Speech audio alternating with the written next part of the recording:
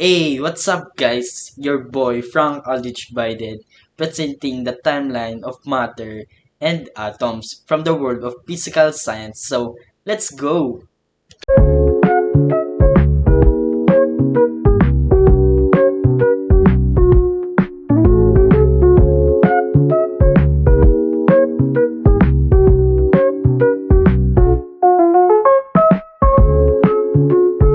First is Aristotle from 320 BC to 380 BC.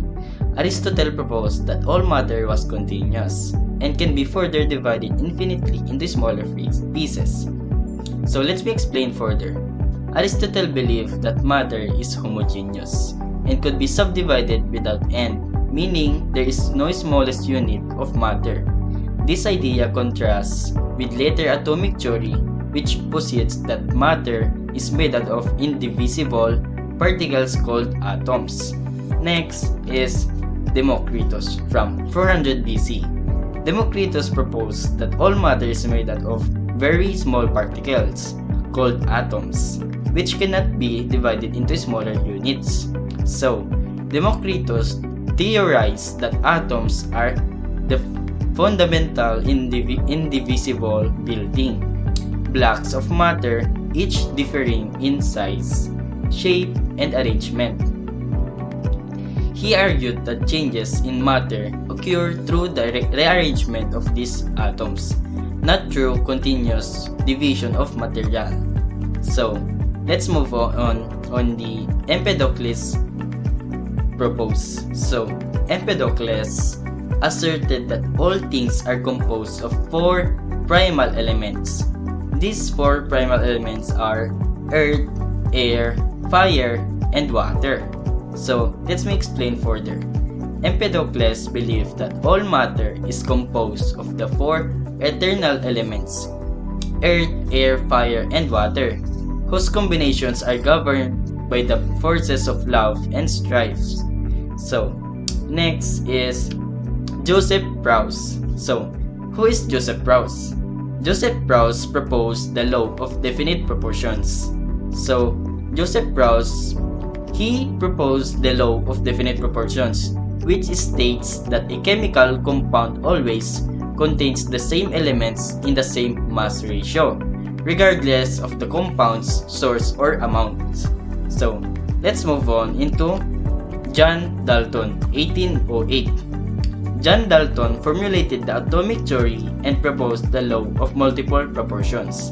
So, John Dalton formulated the atomic theory, which suggested that matter is composed of indivisible atoms, and he also proposed the law of multiple proportions, stating that when two elements form multiple compounds, the ratios of the masses of one element that combined with a fixed mass of the other are simple whole numbers.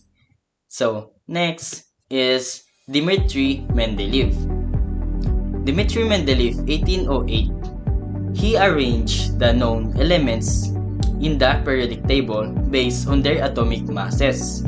So, Dmitri Mendeleev arranged the known elements in a periodic table based on their masses, which allowed him to predict the properties of elements that had not yet been discovered.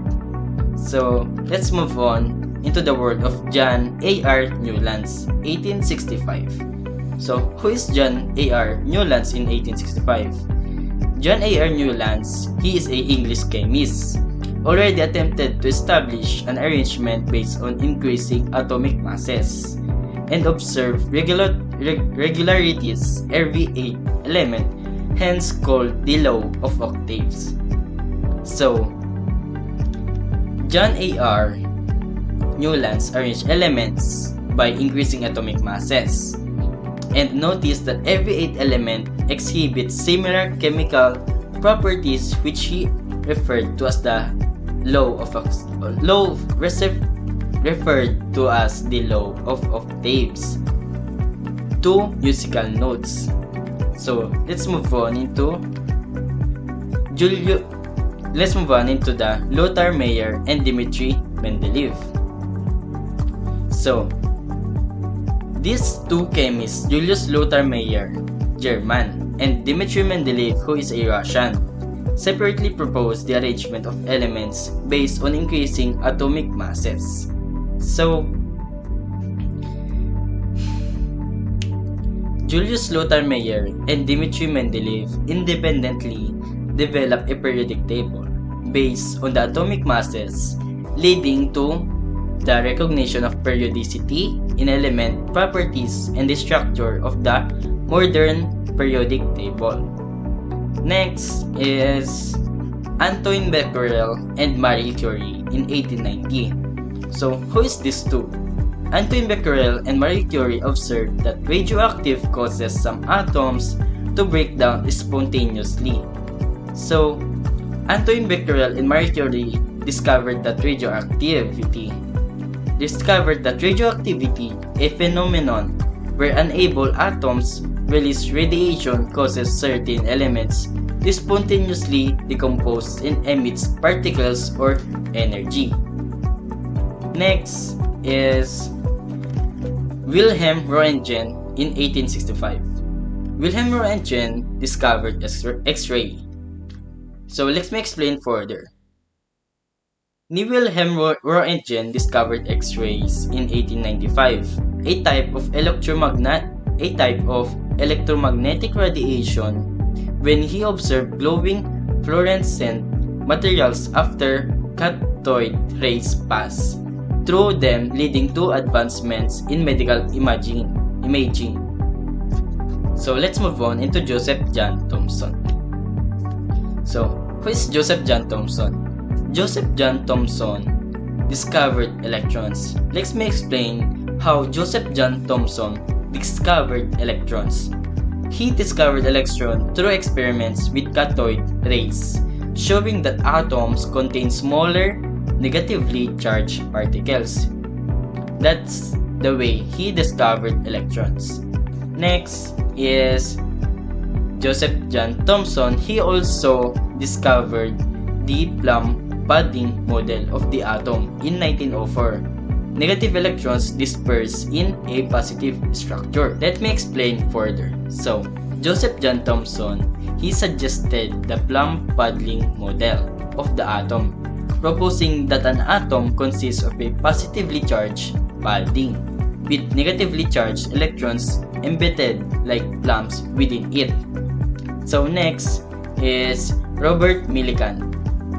Robert Millikan found that the charge of an electron is equal to negative 1.6022 times 10 raised to negative 19C.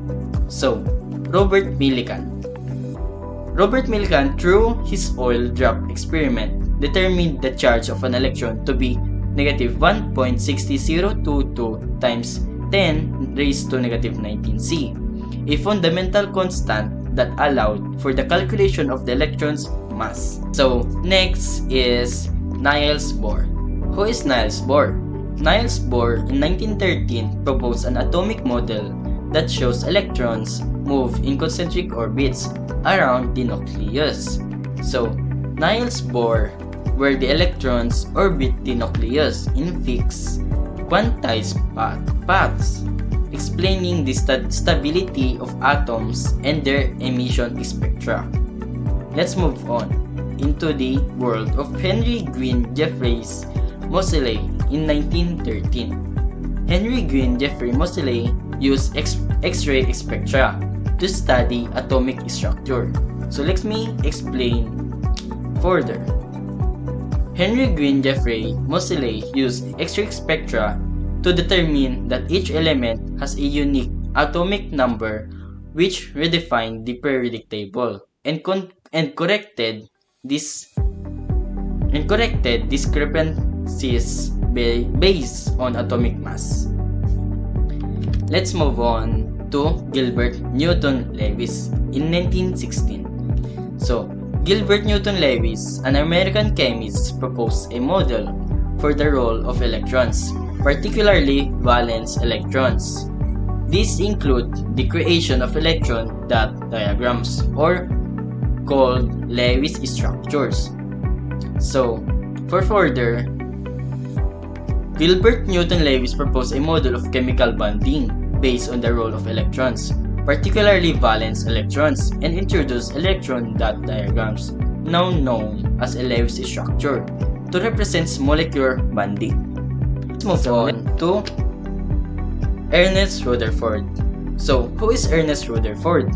Ernest Rutherford discovered protons in 1917 by conducting experiments in which he observed the deflections of alpha particles, leading to the identification of a dense positively charged nucleus in atoms.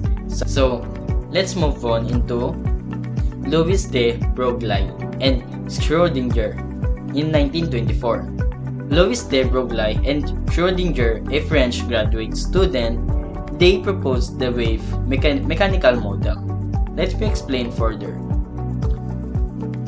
The wave mechanical model of the atom suggesting that electrons exhibit both wave-like and particle-like properties, leading to the development of quantum mechanics.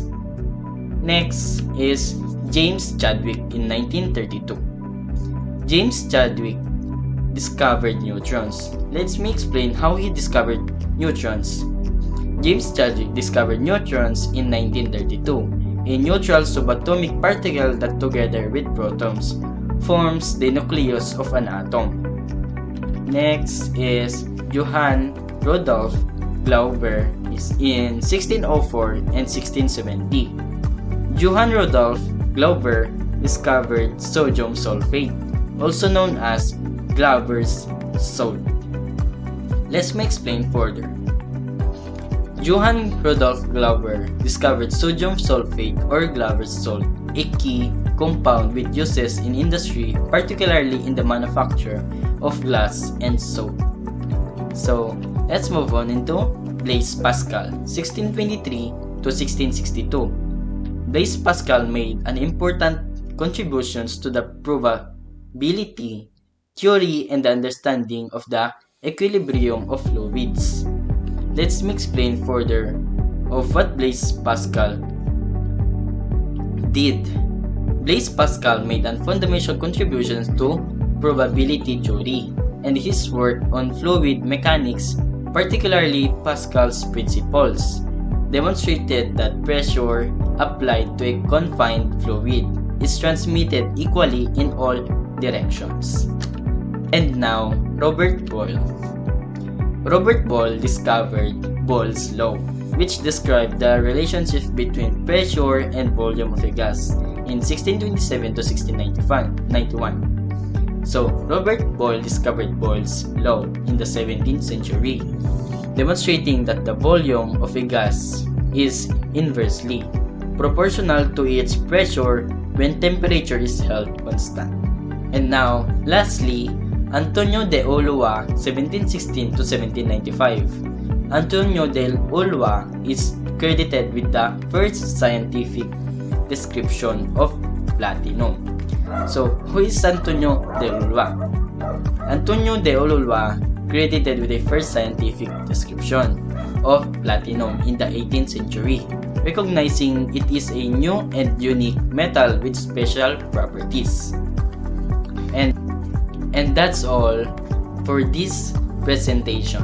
I hope you learned something from the timeline of matter and atoms and to the world of physical science. And that's all. Thank you for listening.